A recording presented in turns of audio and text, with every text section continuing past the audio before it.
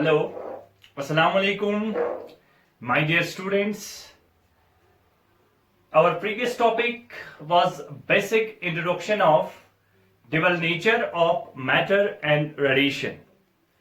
Previous class में प्यारे बच्चों मैंने आपको बेसिक इंट्रोडक्शन दिया था कि बेसिकली जो मैटर है, मैटर का भी ड्यूअल नेचर और जो रेडिएशन है यानी लाइट है, लाइट के पास भी ड्यूअल नेचर होता है और इस चैप्टर का नाम हमने रखा dual nature of matter and radiation, right.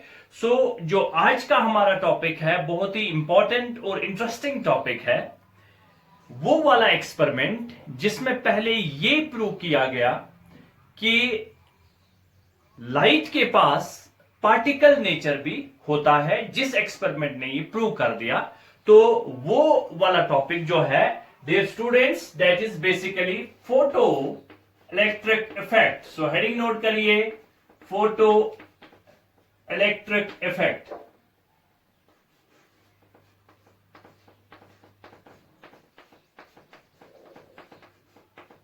Very important और एग्जामिनेशन पॉइंट ऑफ व्यू से भी बहुत इंपॉर्टेंट है बच्चों। फोटो इलेक्ट्रिक इफेक्ट ये ऐसा इफेक्ट है, ऐसा जो हम एक्सप्लेन कर सकते हैं। It can only be explained when light have particle nature.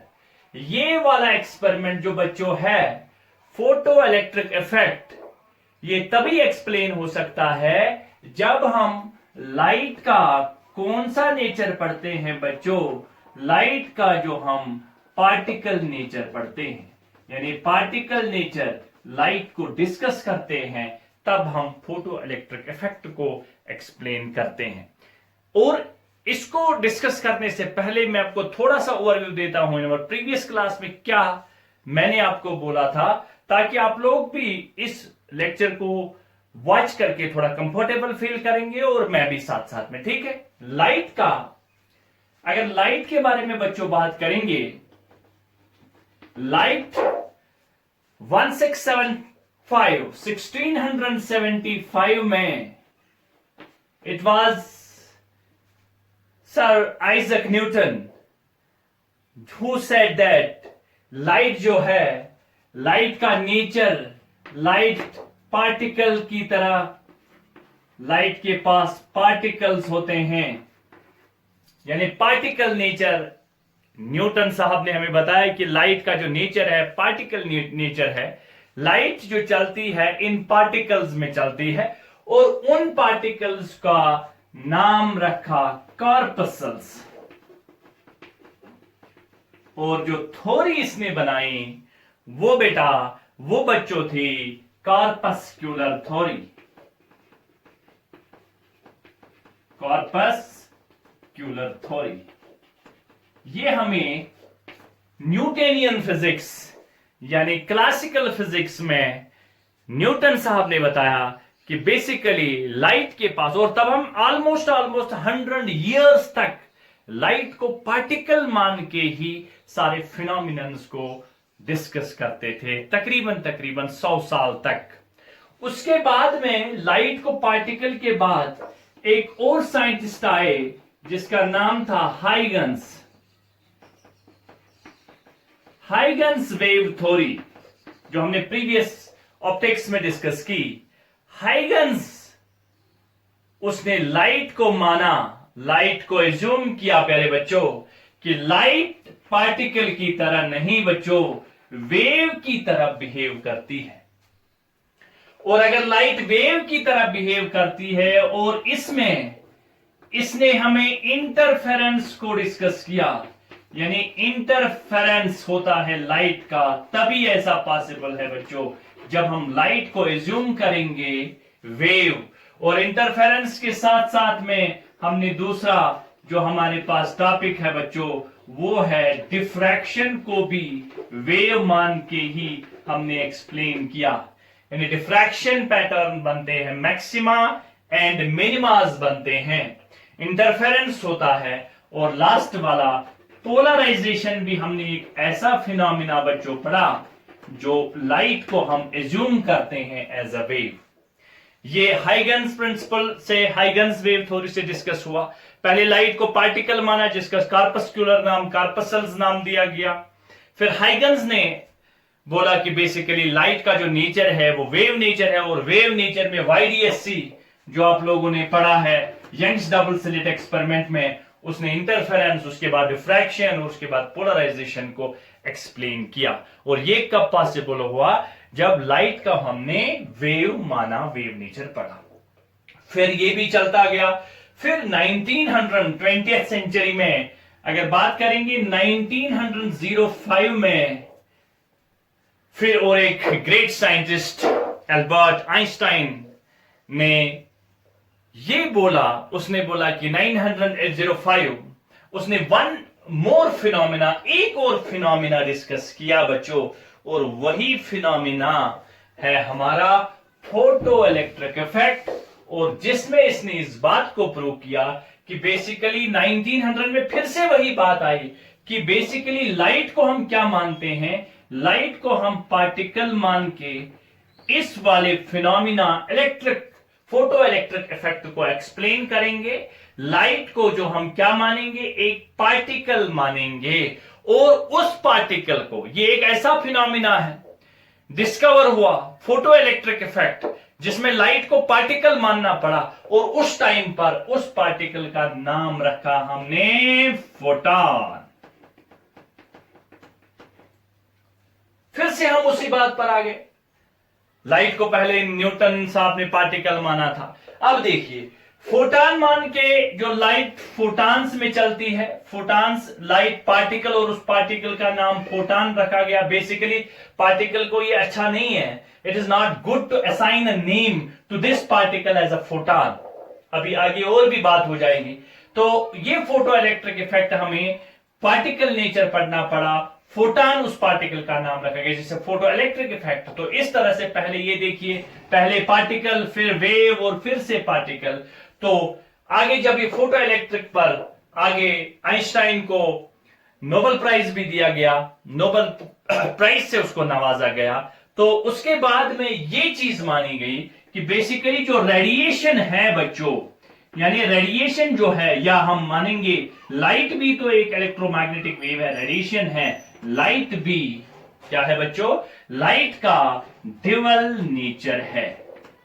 यानी कभी कभार हम इसके वेव नेचर को भी पढ़ेंगे बच्चों, और साथ साथ में इसके पार्टिकल नेचर को भी पढ़ेंगे। तो रेडिएशन जो है लाइट का हमने माना कौन सा नेचर, ड्यूअल नेचर हमने लाइट को माना। और जब हमने लाइट को ड्यूअल नेचर माना, तब हम अब एक्सप्लेन करेंगे किसको, फोटो इलेक्ट्रिक इफेक्ट को हम एक्सप्लेन करेंगे। What's meant by photo electric effect, पहले इसकी डेफिनेशन बनाते हैं फोटो इलेक्ट्रिक इफेक्ट की। तो अब हम डिस्कस करेंगे फोटो इलेक्ट्रिक इफेक्ट को। Let's have a look on photo electric effect.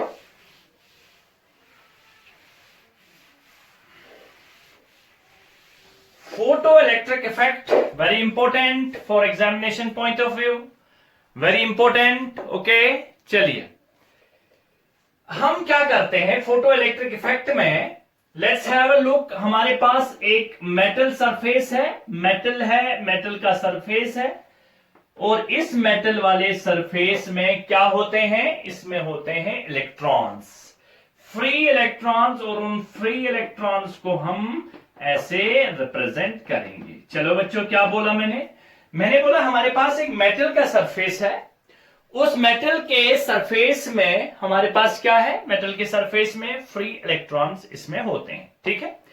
अगर बच्चों, अगर हम इस मेटल के सरफेस पर, अगर हम क्या करेंगे, इस मेटल के सरफेस पर हम क्या गिराएंगे, अगर हम इस मेटल के सरफेस पर लाइट गिराएंगे, ठीक है बच्चों, अगर हम इस मेटल के सरफेस पर लाइट गिराएंगे, ऐसे लाइट गिराएंगे, और वो लाइट इस पर पड़ती है ऐसे, वेरी गुड, ऐसे करके ये मेटल के सरफेस पर ऐसे लाइट, और लाइट जो इस पर पड़ती है, इस लाइट के पास यानी रेडिएशन जो है, लाइट की रेडिएशन है, और ये जो लाइट की रेडिएशन है इसके पास होनी चाहिए, लाइट है तो लाइट वेव है, ऐसे करके एक वेव आ रही है, एक रेडिएशन आ रही है। इस रेडिएशन के पास, इस पर्टिकुलर रेडिएशन के पास जो हम इस मेटल सरफेस के ऊपर गिरा रहे हैं बच्चों, इस पर क्या होना चाहिए, ये जो रेडिएशन होनी चाहिए ये होनी है सफिशिएंट हाई फ्रीक्वेंसी की लाइट होनी चाहिए। या तो हाई फ्रीक्वेंसी बोलेंगे बच्चों, या तो हम इसको हाई फ्रीक्वेंसी बोलेंगे, या तो लो वेवलेंथ की लाइट रेडिएशन होनी चाहिए, इलेक्ट्रोमैग्नेटिक वेव होनी चाहिए। लाइट बोलो, इलेक्ट्रोमैग्नेटिक बोलो, वेव बोलो, या बच्चों आप रेडिएशन भी इसको बोल सकते हो। ठीक, light is an electromagnetic wave, तो कभी कभी मैं इलेक्ट्रोमैग्नेटिक वेव बोलता हूं। और इस लाइट के पास जो एनर्जी है, इसके पास एनर्जी है, और आपको पता है जो बेसिकली एनर्जी होती है वो एनर्जी क्या होती है, वो एनर्जी E जो होती है बराबर वो hc/λ, ये चीज आप जानते हैं। hc/λ, lambda is wavelength of this particular radiation and h is Planck's constant and c is velocity। ठीक है बच्चों, तो ये hc/f जो है, c/f को हम क्या लिखेंगे, ये E is equal to h और c/f को हम लिखते हैं फ्रीक्वेंसी, hf फ्रीक्वेंसी। यानी अगर फ्रीक्वेंसी हाई होगी तो इसका मतलब एनर्जी भी हाई होगी, इसलिए मैंने यहां पर लिखा it should be sufficiently high frequency वाली एनर्जी इसमें होनी चाहिए। ठीक है, हाई फ्रीक्वेंसी वाली एनर्जी, या लो वेवलेंथ को बोल सकते हो। लो वेवलेंथ होगी, अगर वेवलेंथ कम होगी तो मेरे ख्याल से एनर्जी ज्यादा होगी, अगर वेवलेंथ कम होगी, इसलिए मैंने लिखा हाई फ्रीक्वेंसी लो वेवलेंथ, या सफिशिएंटली हाई फ्रीक्वेंसी और सफिशिएंटली लो वेवलेंथ की रेडिएशन इस पर पड़नी चाहिए। अच्छा, तो क्या होता है कि जब इस पर रेडिएशन पड़ती है हाई फ्रीक्वेंसी या लो वेवलेंथ, इस पर इंसिडेंट ये चीज हो जाती है, क्या होता है, incident on a metal surface क्या होता है, the free electrons are ejected out, the free electrons are ejected out. तो ये फ्री इलेक्ट्रॉन जो है ये इजेक्ट हो जाते हैं, निकल जाते हैं, बाहर चले जाते हैं। अब देखिए, अगर इस चाक को बाहर निकालना है मुझे, तो कोई ऐसा मटेरियल पार्टिकल आना चाहिए जो इसको धक्का देके बाहर निकालेगा। सेम इसका मतलब अगर इलेक्ट्रॉन को बाहर निकलना है तो कोई ना कोई इसके साथ ऐसे टकरा के इसको उखाड़ देना चाहिए, उखेड़ देना चाहिए, बाहर ले जाना चाहिए। ठीक है, और किसने इसको निकाला। अब क्या है कि इस जो लाइट है, जो रेडिएशन है, इसके पास क्या होते हैं बच्चों, इसके पास फोटान होते हैं, इसके पास क्या होते हैं, फोटान होते हैं। और जब ये फोटान आके इस पर टकराते हैं, मेटल की सरफेस पर बच्चों टकराते हैं, तो ये यहां से इन फ्री इलेक्ट्रॉन्स को बाहर निकालते हैं। यानी एक फोटान आया, टकराया और इलेक्ट्रॉन को बाहर निकाला। तो एक पार्टिकल को जब पार्टिकल ही हिट करेगा, if electron is an particle, तो उस इलेक्ट्रॉन को अगर बाहर निकालना है तो उसके साथ तो कोई पार्टिकल वाला ही टकराना चाहिए ताकि वो वहां से इसको बाहर निकाल सके, इजेक्ट आउट करे। ठीक है, तो ये होता है। देखिए अब कंक्लूजन क्या है, जब रेडिएशन सफिशिएंटली हाई फ्रीक्वेंसी लो वेवलेंथ की रेडिएशन यहां आती है, जब इस रेडिएशन में फोटॉन टकराते हैं तो electrons are ejected out. This phenomena is known as photo electric effect. Metal surface free electrons, तो ये क्या है, इसमें ये है बच्चों फ्री इलेक्ट्रॉन्स, और ये हमारे पास मेटल का सरफेस। तो अगर हम इसको अब डेफिनेशन में लिखना चाहें तो डेफिनेशन में हम क्या लिखेंगे, फोटो इलेक्ट्रिक इफेक्ट की एंटायरली डेफिनेशन क्या है, व्हेन रेडिएशंस, तो यहां पर मैं लिखने की कोशिश करूंगा, when radiations of high frequency low wavelength, when radiations of high frequency low wavelength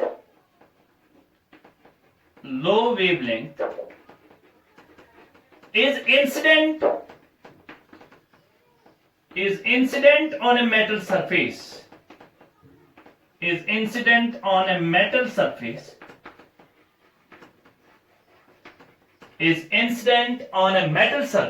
the free electrons are ejected out. The free electrons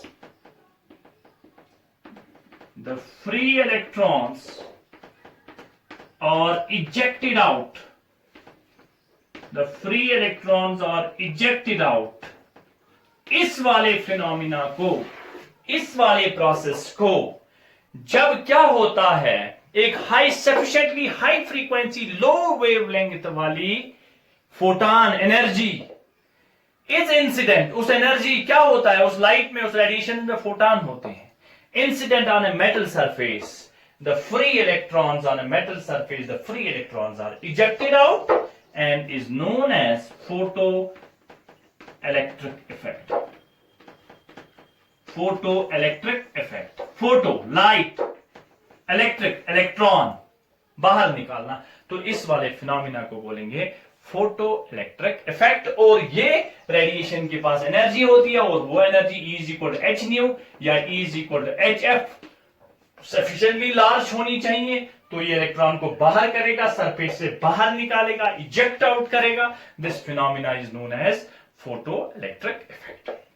फिलहाल ये तो डेफिनेशन बन गई फोटो इलेक्ट्रिक इफेक्ट की, ठीक है। अब इस फोटॉन के पास कुछ चीजें हैं जो हमारे पास जरूरी है।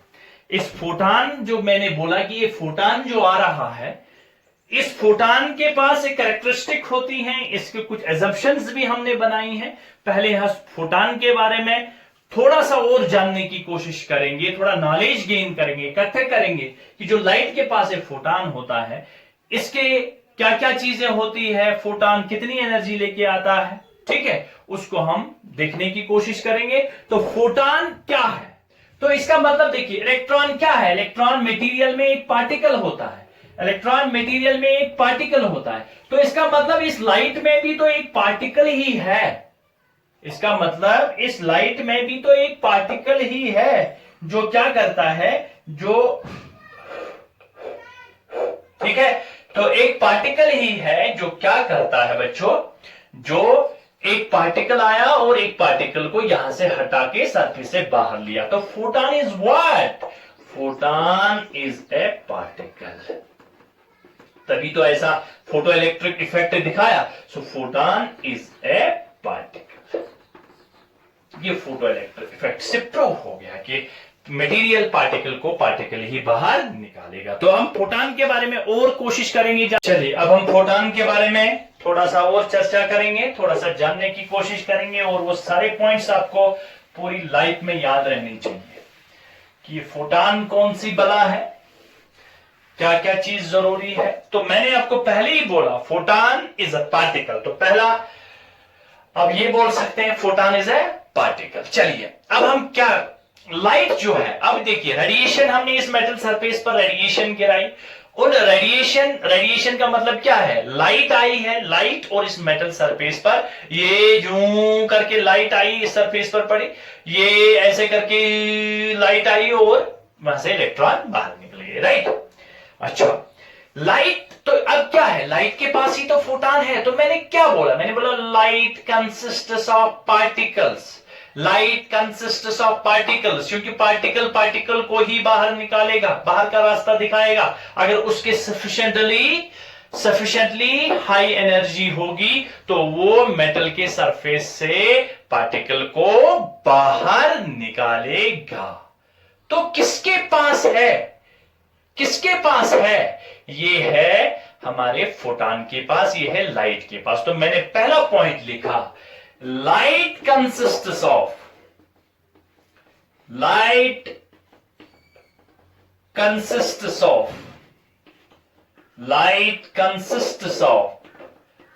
particles, light consists of particles, light consist of particles. और एक बात, तो पार्टिकल बोलना लाइट के पास ही जो है, इसको पार्टिकल नहीं बोल सकते।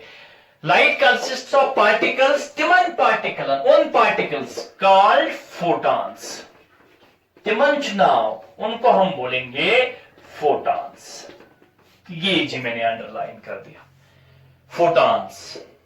और या तो आप फोटॉन बोलो इसको, और ये फोटॉन एनर्जी लेके आते हैं, या इनका दूसरा नाम है वेव पैकेट्स। वेव पैकेट्स यानी वेव के पैकेट, पैकेट्स में आते हैं, ऐसे करके पैकेट्स में आते हैं, ठीक है। या इसको हम लिख सकते हैं और एनर्जी पॉकेट्स, और एनर्जी पैकेट्स, और एनर्जी पैकेट्स, और या एनर्जी के पैकेट होते हैं, पैकेट्स में चलते हैं ये फोटॉन्स, या हम बोलेंगे क्वांटा ऑफ एनर्जी। ये पहला पॉइंट आपको फोटॉन के बारे में याद रखना है। क्या है पहला point? Light consists of particles. Light के पास पार्टिकल होते हैं, कंसिस्ट पार्टिकल करता है इसको, उन पार्टिकल्स का नाम है फोटॉन्स। उन पार्टिकल्स का नाम क्या है? फोटॉन्स। या आप इनको वेव पैकेट्स बोलो, या एनर्जी के पैकेट्स बोलो, या आप कांटा बोलो, या आप कांटा बोलो, या आप वेव पैकेट्स बोलो, या आप एनर्जी पैकेट्स बोलो। सही बात, पहला वाला पॉइंट याद रहेगा, ठीक है। ओके, दूसरा वाला पॉइंट, कुछ एजम्पशंस भी है साथ में, डरने वाली बात नहीं है। द मास ऑफ, अगर मास की बात करें, अब तो ये बोला कि basically photon is a particle, तो पार्टिकल के पास तो मास होता है, लेकिन साथ में ये बोला गया कि एजम्पशन मानी गई कि, और बाद में इन चीजों का तो प्रूफ भी मिल गया, the mass of photon is not defined. चलिए दूसरी बात, assumption, the mass of photon is not defined. The mass of photon is not defined. नहीं पता चला इसके बारे में, मगर कब? इन न्यूटोनियन मैकेनिक्स, क्लासिकल फिजिक्स में, या इन न्यूटोनियन मैकेनिक्स,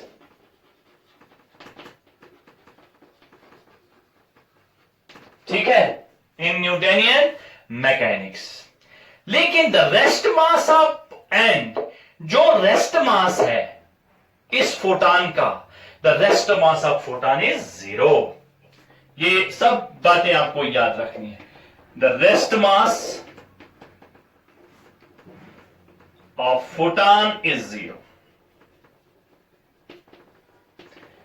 कुछ बातें आगे आके प्रूव करनी है, कुछ बातें मैं बोलूंगा, ये तो मैंने एजम्पशन बनाया, कुछ चीजें मैंने यहां पर इसलिए आपको, क्योंकि ये आपको पूरे फोटॉन में याद होनी चाहिए। Rest mass of the photon is 0, ठीक है।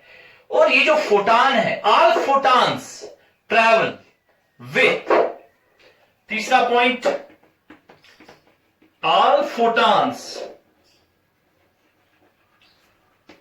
ट्रैवल विथ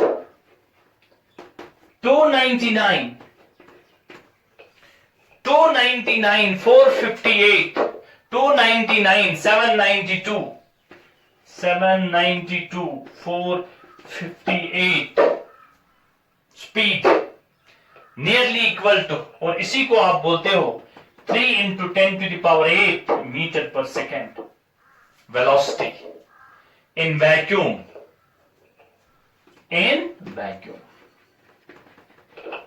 और ऑल फोटॉन्स, इस ऑल फोटॉन्स का मतलब पता है ना क्या है? रेडिएशंस के जो फोटॉन है। अरे रेडिएशन खाली लाइट नहीं है, एक्सरेज भी है, गामा रेज भी है, जितनी भी तरह की रेज हैं उनके जो फोटॉन दौड़ेंगे, उनकी जो वेलोसिटी होगी वो ऑलमोस्ट 3 × 10⁸ मीटर पर सेकेंड से वो रेडिएशन चलती है।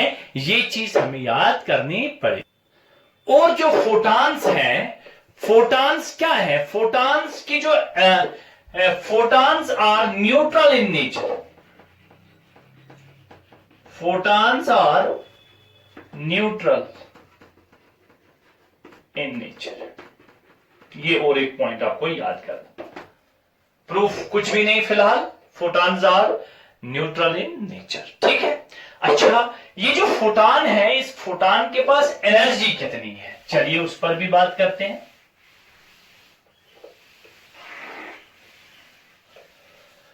फोटॉन के पास एनर्जी कितनी होगी? Each photon has a definite energy and definite momentum. Each photon has a definite energy. Each photon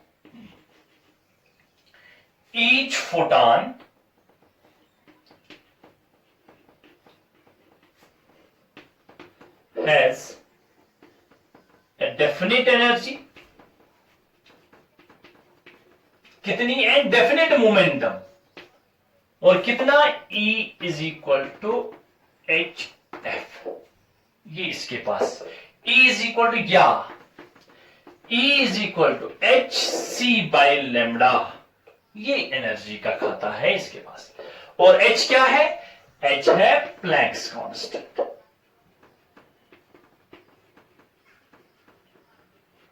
wavelength of that radiation.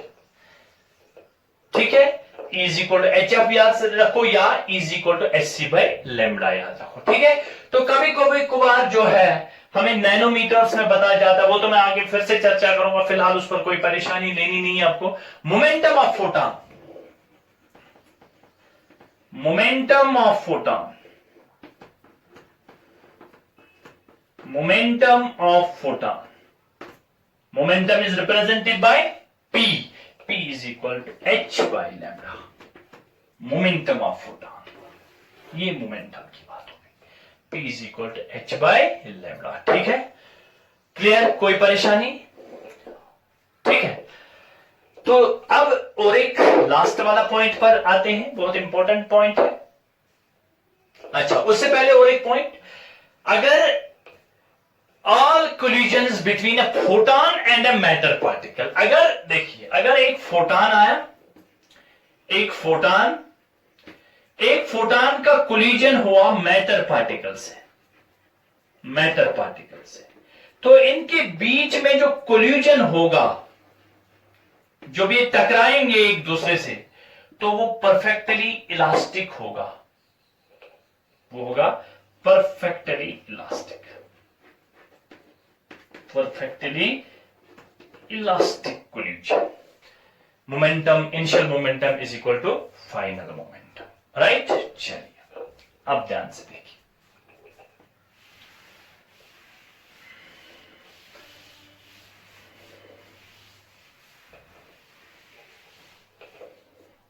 ठीक है बच्चों। ऑन इंक्रीजिंग, अगर हम रेडिएशन की इंटेंसिटी इंक्रीज करेंगे, on increasing intensity of radiation, on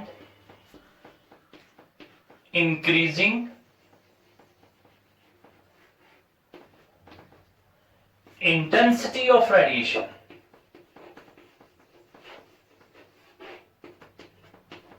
intensity of radiation,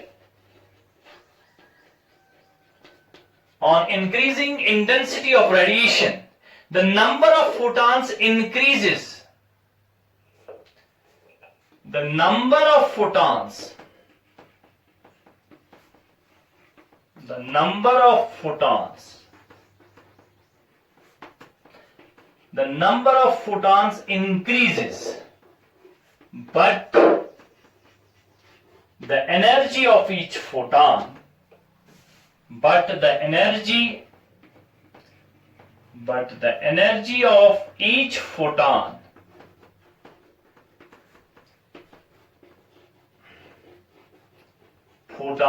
remains same.